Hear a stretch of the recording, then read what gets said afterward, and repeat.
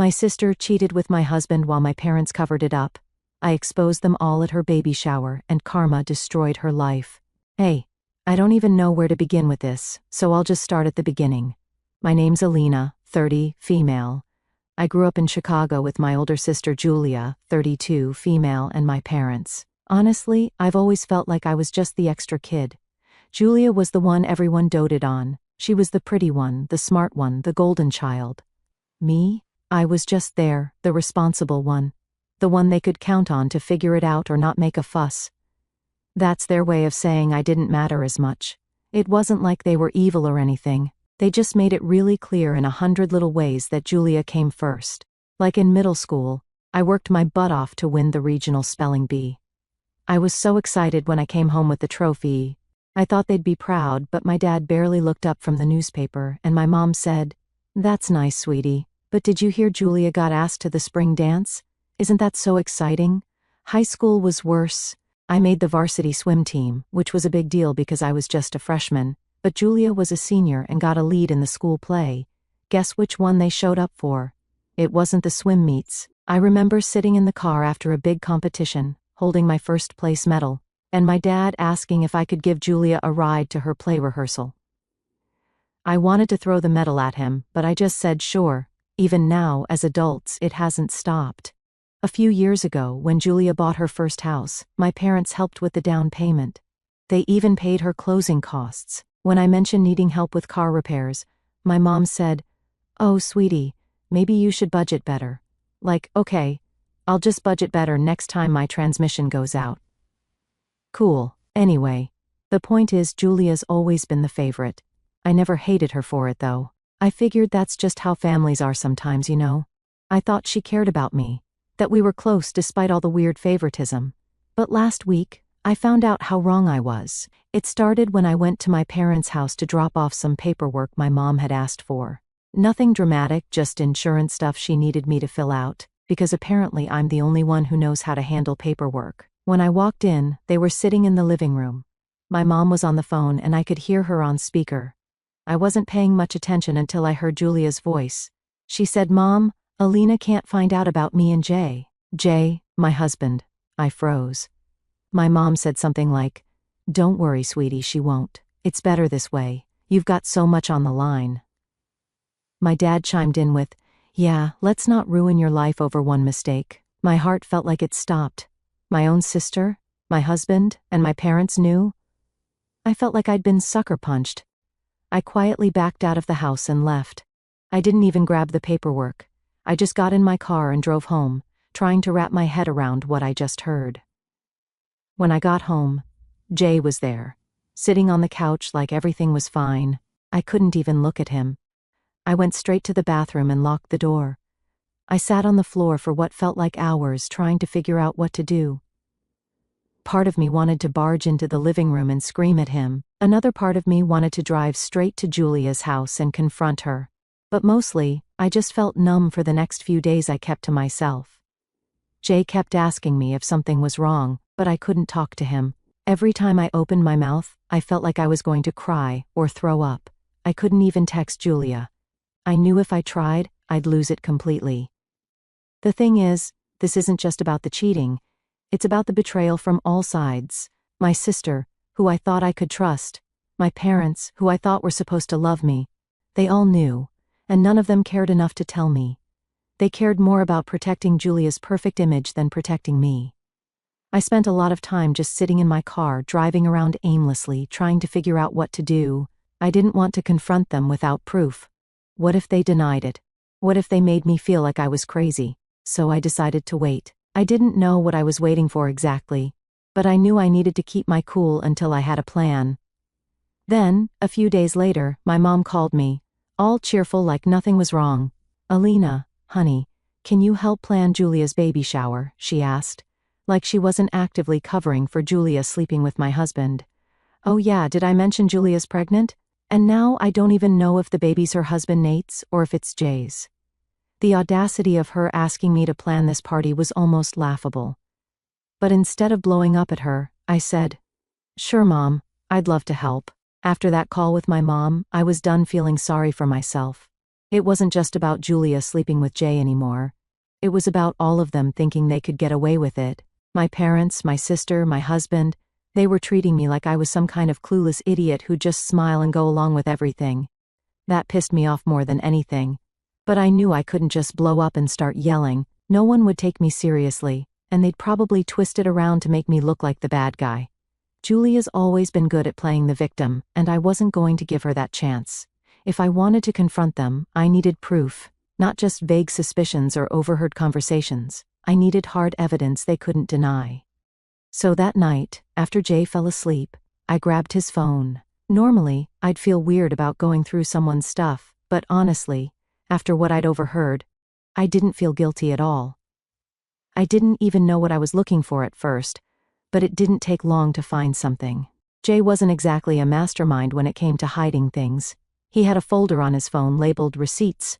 Real subtle, right? And when I opened it, there they were, photos of him and Julia. Some were just selfies, but others were... Well, let's just say there was no mistaking what was going on. One picture was of the two of them at a hotel. Julia was in a bathrobe, and Jay was grinning like a damn fool. I didn't cry. I thought I would, but I didn't. I just stared at the pictures, saving them to my own phone one by one. My hands were shaking, but it wasn't from sadness. It was from pure anger. How could they be so careless? So confident that I'd never find out? After the photos, I went through his messages. There was a long thread between him and Julia, full of inside jokes, I miss you texts, and plans to meet up. One text stood out to me. Julia had sent him a picture of a baby onesie with the caption, "Do you think Nate will like this?" That hit me like a ton of bricks. They weren't just having an affair. They were laughing about it, mocking Nate, lying to him, and playing happy families while this whole mess unfolded. I saved the messages and moved on to his email. At first, I thought there wouldn't be anything there. Who emails about affairs, right? But then I found a confirmation email for a hotel booking from a few months ago. The name on the reservation was his, but there was a note about special arrangements for 2 guests. The date lined up perfectly with one of the texts Julia had sent him about getting away for a weekend. I took screenshots of everything, every picture, every message, every email. I even forwarded some of the emails to myself just in case Jay ever tried to delete them. I wasn't going to let them wiggle out of this. Over the next few nights, I kept digging. I went through Jay's laptop, his social media accounts, and even his old backups. At one point, I found a folder of old photos that he probably forgot even existed. There was one picture of him and Julia from a family barbecue a couple of years ago. They were standing a little too close, and Julia had her hand on his arm. Looking back now, it felt like a giant neon sign that I'd been too blind to see. But it wasn't just about Jay. I started paying attention to Julia's social media too. She's one of those people who posts everything online, brunches, shopping trips, yoga sessions, you name it. At first glance it all seemed harmless, but when I looked closer, I noticed little things. A photo of her at a cafe with 2 cups of coffee on the table, but no one else in the frame. A picture of her at a hotel lobby, with the caption "Weekend Escape," but no tag for Nate or any of her friends. It all started to add up. They weren't even being careful. They thought I was too stupid to notice, too blind to connect the dots. That was their biggest mistake. By the end of the week, I had more evidence than I knew what to do with. Photos, messages, emails, social media posts. It was like a giant puzzle that painted a picture of their betrayal. But I wasn't done yet. I decided to check Julia's husband Nate's social media too. I didn't know what I was expecting to find, but I figured it couldn't hurt. Nate didn't post much, but his recent photos showed a man who looked tired, like something was eating away at him. In one post he'd written, "Life's full of surprises, not all of them good."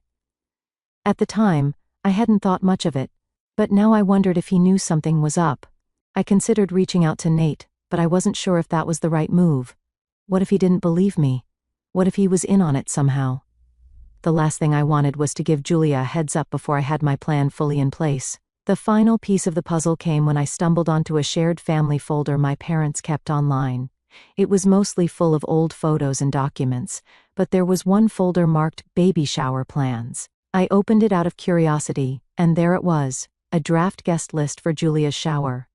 My name was listed as the event coordinator. I almost laughed. They wanted me to coordinate the shower for the woman who was sleeping with my husband? The sheer audacity of it was unreal, but that's when it hit me. The shower wasn't just a party, it was the perfect stage. Everyone would be there: Julia, Jay, my parents, Nate, their friends and family. I closed the folder and sat back, my mind racing.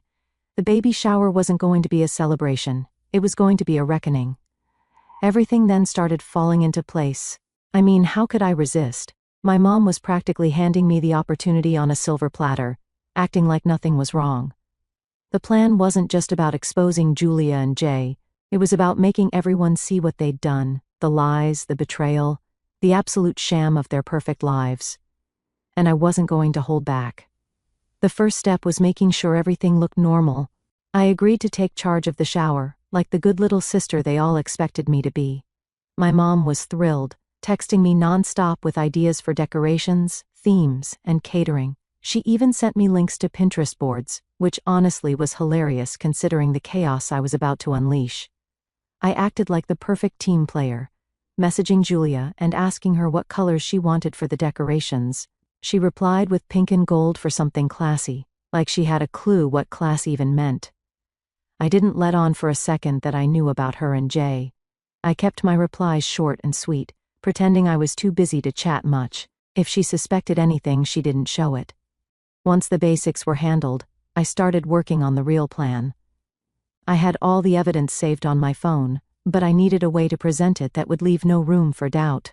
At first, I thought about just printing everything out and handing it to people, but that felt too small.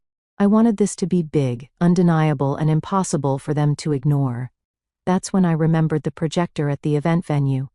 The shower was being held at this fancy community hall my parents had rented. It came with all the bells and whistles, including a giant screen and a projector system. Perfect. I spent hours putting together a PowerPoint presentation. It was the most effort I'd ever put into something for Julia.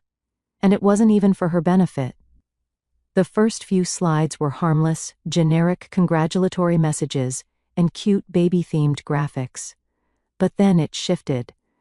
The next slides featured screenshots of Julia and Jay's texts, complete with timestamps. Then came the photos. I chose the most damning ones. I ended the presentation with a short video clip of them in a hotel room. It wasn't explicit or anything, but it didn't need to be. Julia's giggling "Nate will never find out" was enough. When the presentation was done, I saved it to a USB drive and triple-checked it to make sure it worked. I also backed it up on my phone and emailed it to myself, just in case. I wasn't taking any chances. With the evidence ready, I turned my attention back to the party. I needed to make sure everything looked perfect so no one suspected a thing. I ordered fancy decorations, set up a catering menu, and even designed personalized party favors with Julia's name on them. My mom kept gushing about how proud she was of me for coming together for my sister. Every time she said something like that, I had to bite my tongue to keep from laughing. The week leading up to the shower was surreal. Jay was acting like nothing was wrong, probably assuming I hadn't noticed anything. Julia was her usual bubbly self, texting me every day with questions about the party. My parents were full of their usual over-the-top excitement, constantly talking about how wonderful it was that Julia was going to be a mom. I played along, smiling and nodding, even though every word they said felt like a slap in the face. But I didn't let it show. If they thought I was oblivious, all the better. The morning of the shower, I arrived at the venue early to set up. Guests started arriving, including Julia and Nate. She looked radiant, like someone who thought she had the world wrapped around her finger. Nate looked tired, but he was trying to keep up appearances. Then there was Jay. He showed up late, of course, and gave me this sheepish smile, like he was expecting me to be mad about him not helping. I just waved him off, pretending like I didn't care. If he only knew. My cousin Clara showed up with her phone out, already live streaming for her Instagram followers. She's one of those people who documents everything, and normally it's annoying. But today it was a blessing. Clara's livestream meant the entire world would see what was about to happen, not just the people in the room. As the party got underway, I made sure everything was running smoothly. People were laughing, eating, and complimenting Julia on how great she looked. My parents were buzzing around, practically glowing with pride. When it was time for speeches, my mom went first, saying how proud she was of Julia and how excited she was to be a grandmother. Julia teared up, of course, because she loves being the center of attention. Then it was my turn. I grabbed the microphone, took a deep breath, and smiled. "Julia," I said, "you've always been the star of the family. Today, I wanted to give you something truly unforgettable." I walked over to the projector, plugged in the USB drive, and hit play. At first, everything seemed fine. The first slide was a picture of Julia and Nate from one of their trips. Something sweet and harmless to set the mood. People were smiling, nodding, and a few even clapped, thinking it was going to be one of those cheesy, sentimental presentations. Julia looked at me like I was the best sister ever, giving me that fake, grateful smile she's mastered over the years. And then slide 2 hit. The room went quiet, and I mean dead silent. The slide showed a screenshot of one of Julia and Jay's text conversations. It wasn't anything too explicit, just flirty messages about missing each other and can't wait to see you again. But it was enough to make people shift uncomfortably in their seats. Julia's smile froze, and she glanced at me, confused. Jay, on the other hand, looked like he'd seen a ghost. I didn't pause. I let the next slide roll, a series of photos of Julia and Jay at a hotel. One was just the two of them standing in the lobby, but the next one showed Julia in a bathrobe, sitting on the edge of a bed, smiling at Jay, who was standing behind her with his shirt off. That's when the whispers started. "What is this?" someone near the front muttered. "Is that Jay? That's not Nate, right?" Julia's face went from confused to panicked. She stood up, half reaching for the projector. But it was too late. The next slide hit, a short text exchange where Julia joked about how clueless Nate was, and how easy it was to keep the secret. "Alina." Julia's voice cut through the murmur. "What the hell is this?" I ignored her. I didn't even look at her. The presentation rolled on. The next slide was another level of shock. It was the video, just a short clip of Julia and Jay sitting on a hotel bed. That's when the room exploded. Nate shot up from his chair, his face a mix of shock and anger. "What the hell is this?" he shouted, his voice echoing through the hall. Julia froze. She opened her mouth to say something, but no words came out. Jay, sitting a few seats away, looked like he wanted to melt into the floor. "Is this real?" someone in the back asked. "What the hell is going on?" Clara's live stream was still rolling, capturing every second of the chaos. Her phone was blowing up with comments like, "OMG, this is wild," and "Someone stop the presentation." People at the party started pulling out their phones, filming and texting others. Julia finally found her voice. "Alina, stop this, what's wrong with you?" she yelled, her face red and her voice cracking. I stood there, calm as ever. I grabbed the microphone and said, "What's wrong with me, Julia? Maybe you should be asking yourself that question. Sleeping with my husband? Really? And you thought I wouldn't find out?" Gasps rippled through the room. "Wait," Nate said, holding up his hand. "What did you just say? You slept with Jay?" He was looking at Julia now, his expression shifting from confused to furious. "It's not what it looks like," Julia stammered, tears streaming down her face. "She can explain." "Odd, explain what?" Nate snapped. "That you've been screwing her husband? That's a hell of an explanation." "Julia." Jay tried to stand up, raising his hands as if to calm everyone down. Let's just talk about this," he said, his voice shaking. I couldn't help but laugh at that. "Oh no, you want to talk? You didn't seem too interested in talking when you were sneaking around behind my back." Julia turned to me, her voice desperate. "Alina, please, we're family. You didn't have to do this in front of everyone." "Family?" I said, glaring at her. "You're seriously talking about family right now? Where was that family loyalty when you were hooking up with my husband? Don't even try to guilt me, Julia. You made your bed, now lie in it." My parents, who had been eerily quiet until now, finally decided to jump in. My mom stood up, looking at me with this horrified expression. "Alina, enough. You've made your point. This isn't the place for this." "Oh, it's exactly the place for this," I shot back. "You've been covering for her this whole time, haven't you?" "Don't think I don't know. You knew about Julia and Jay, and instead of telling me, you helped her keep it a secret. Some mother you are." My dad tried to step in, but Nate cut him off. "You knew?" he said, pointing at my parents. "You knew Julia was cheating on me, and you didn't say anything?" "It's not like that," my mom said, looking flustered. We were trying to protect. Protect who? I interrupted. Julia? Because it sure as hell wasn't me.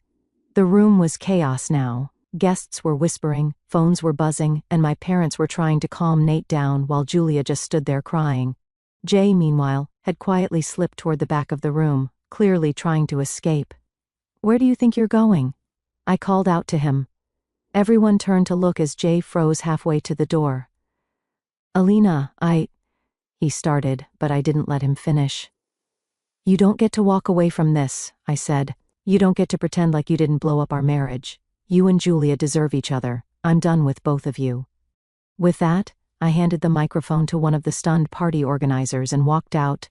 I didn't look back, but I could hear the chaos continuing behind me. As I got to my car, Clara caught up with me, her phone still in her hand.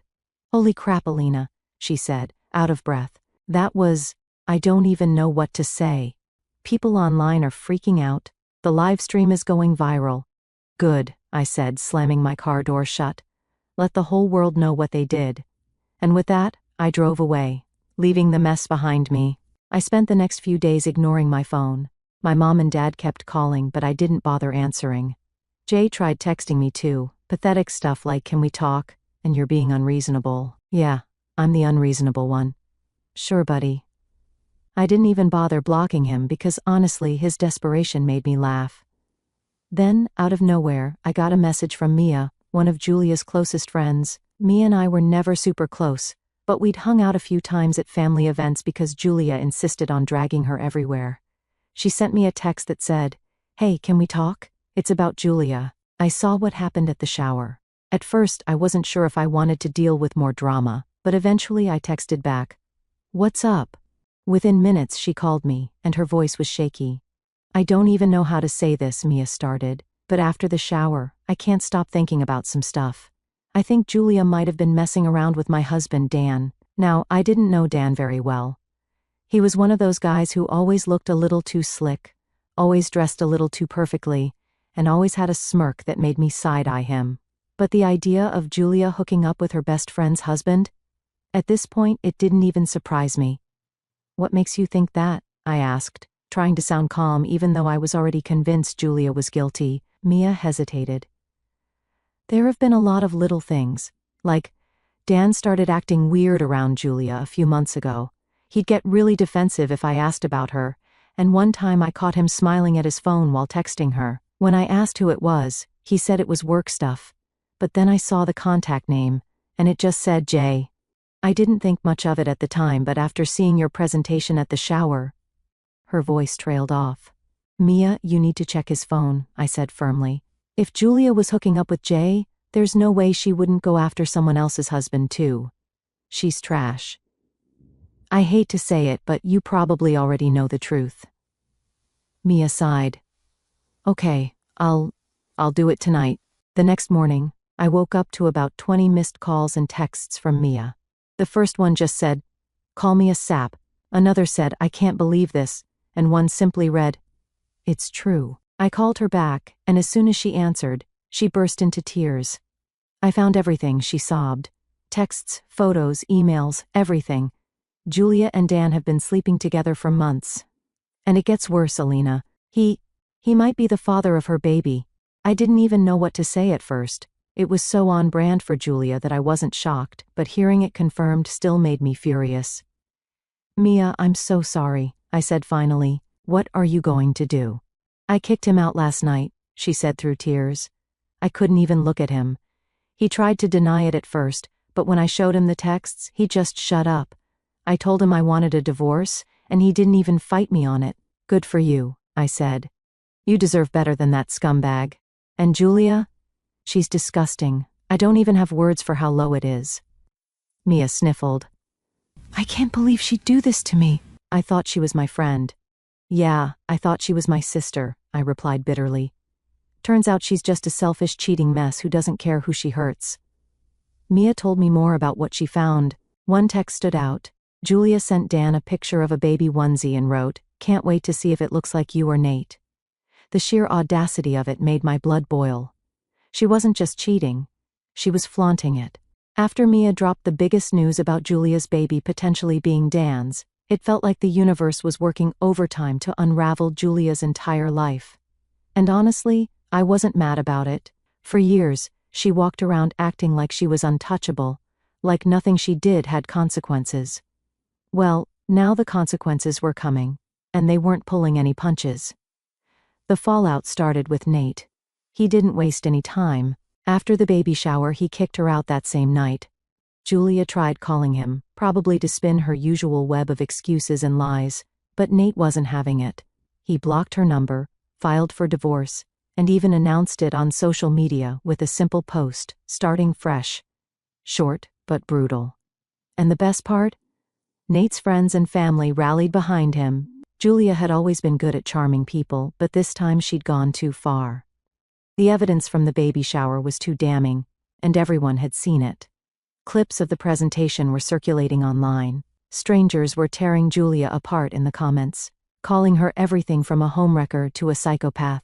Jay, on the other hand, was trying to keep a low profile. After I kicked him out, he went straight to my parents' house, where Julia was also staying. The irony wasn't lost on me. My cheating husband and my cheating sister holed up together like two rats in a sinking ship.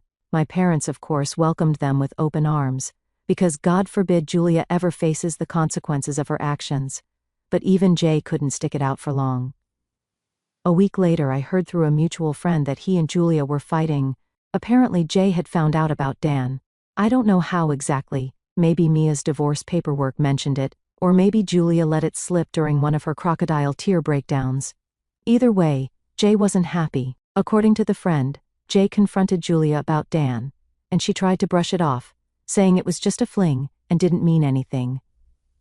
Jay, being the hypocrite that he is, got all self-righteous about being cheated on. He packed his bags and left, leaving Julia crying on my parents' couch. When I heard about this, I laughed for a good 5 minutes. The audacity of Jay, a man who cheated on me for months, being mad that Julia cheated on him?